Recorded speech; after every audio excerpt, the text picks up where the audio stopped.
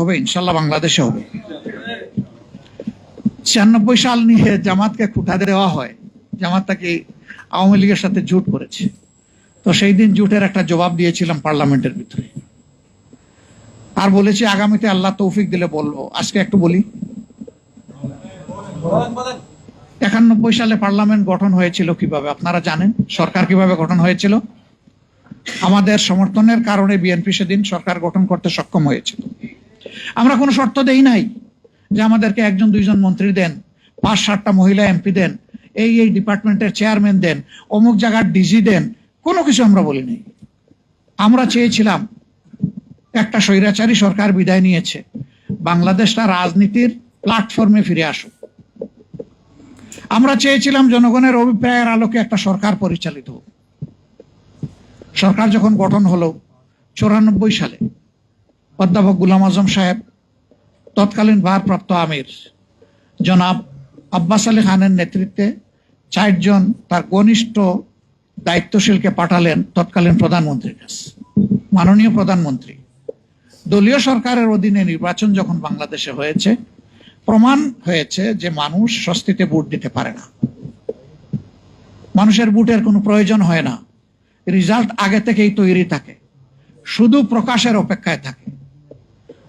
যদি এই ধরনের একটা নন পলিটিক্যাল অরাজনৈতিক সরকারের অধীনে এবারকার নির্বাচনও না হতো, আপনি সরকার গঠন করতে পারতেন না।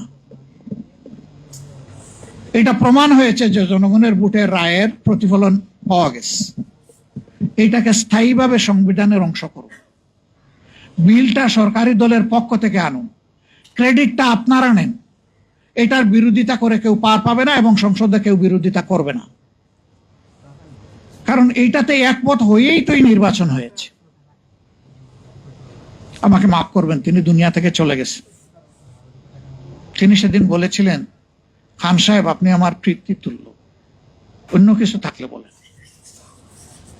তখন আব্বাস আলী খান সাহেব বলেছিলেন যে আপনি আমাকে এই মর্যাদা দিয়েছেন পিতৃতুল্য, আমি কৃতজ্ঞ, আমি অন্য কোনো দায়িত্ব নিয়ে আজকে আসি নাই।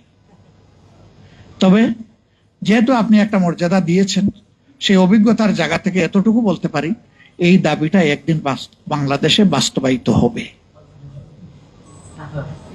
এটা আপনার হাতে হবে না কার হাতে হবে আমি জানি না।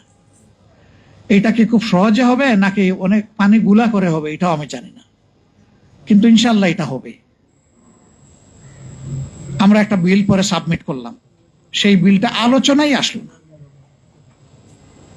5 বছরের মেয়াদ শেষ হলো, এইভাবেই আন্দোলন শুরু হলো। আমাদের আর করার কি ছিল? এটা তো কোনো দলীয় দাবি ছিল না, এটা জনগণের পক্ষে ভোটকে নিশ্চিত নিরাপদ করার জন্য এই দাবিটা ছিল। তখন তার মানেন নাই, কিন্তু আল্লাহ তাআলার বিধান, এটা পরিবর্তন হয় না। এই মেয়াদ পূর্ণ করে খুবই ছোট্ট মেয়াদের জন্য তারা আরেকটা নির্বাচন দিয়ে, সেই নির্বাচনে মেজর পার্টিগুলো অংশগ্রহণ করে নাই। আপনারা জানেন বিএনপি করেছিল, তাদের সাথে একটা দলকে তারা বিশেষভাবে নিয়েছিলেন। কয়েকদিনের পার্লামেন্ট করে একমাত্র বিল যেটা পাশ করলেন সেটা কেয়ারটেকার সরকারের বিল।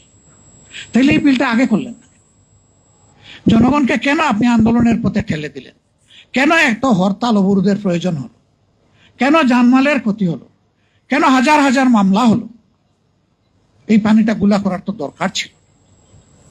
এবারও তারা নিজেরাই তাদের 31 দফার প্রথম দফায় সংস্কারের কথা বলেছে